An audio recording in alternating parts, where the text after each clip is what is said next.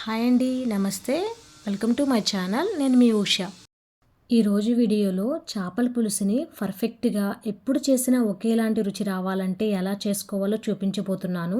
అలాగే ఏ చేపతోనైనా ఈ విధంగా ఒకసారి కర్రీ చేశారంటే కర్రీ అనేది చాలా అంటే చాలా టేస్టీగా ఉంటుంది.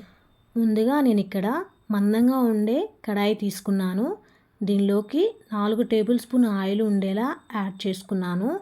ఆయిల్ కొంచెం హీట్ అయ్యాక నేను 1/2 టేబుల్ స్పూన్ మెంతులు యాడ్ చేసుకున్నాను. మెంతులు బాగా ఆయిల్లో ఫ్రై అవనివ్వాలండి. అలాగే మెంతులు మాడనివ్వకుండా కొంచెం గోల్డెన్ షేడ్ వచ్చేంత వరకు ఫ్రై చేసుకుంటే సరిపోతుంది.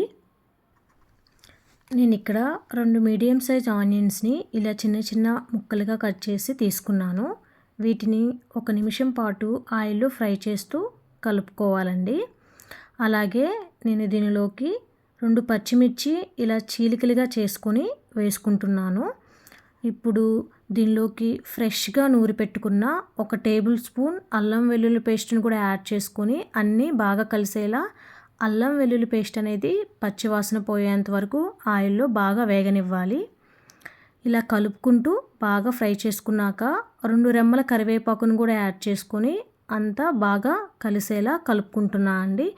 ఇలా ఫ్రై అవనిచ్చి దీనిలోకి 2 టేబుల్ స్పూన్ కారం, అలాగే 1/2 టేబుల్ స్పూన్ పసుపు, అలాగే 1 టేబుల్ స్పూన్ వరకు సాల్ట్ని యాడ్ చేసుకొని అంతా బాగా కలిసేంత వరకు గరిటెతో ఇలా మిక్స్ చేసుకుంటున్నానండి.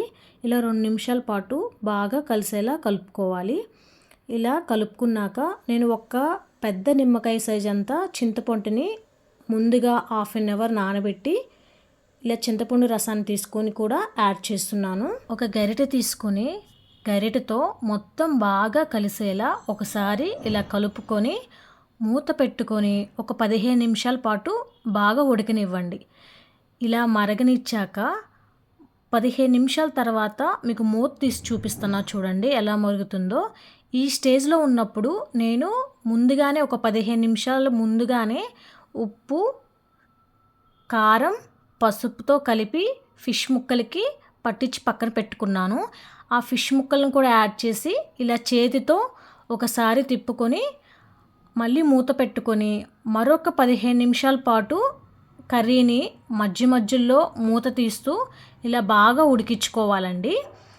మనం గరిటె అనేది వాడకూడదు, ఎందుకంటే గరిటె పెట్టడం వల్ల ఫిష్ ముక్కలు అనేవి చెదిరిపోవడం కానీ ఇరిగిపోవడం జరుగుతుంది. ఇప్పుడు మీకు 15 నిమిషాల తర్వాత మూత తీసి చూపిస్తున్నా చూడండి.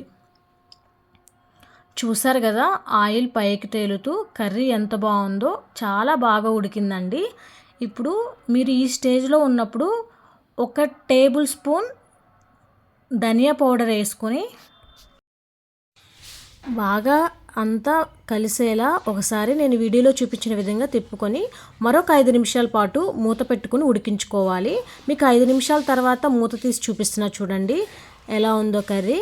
చూశారు కదండి, ఇప్పుడు కర్రీ రెడీ అయిపోయినట్టే.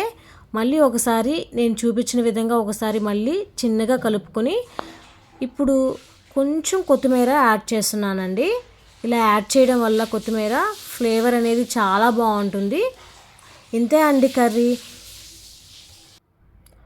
చూసారు కదండి, ఒకసారి నేను చెప్పిన విధంగా మీరు మీ ఇంట్లో ట్రై చేయండి.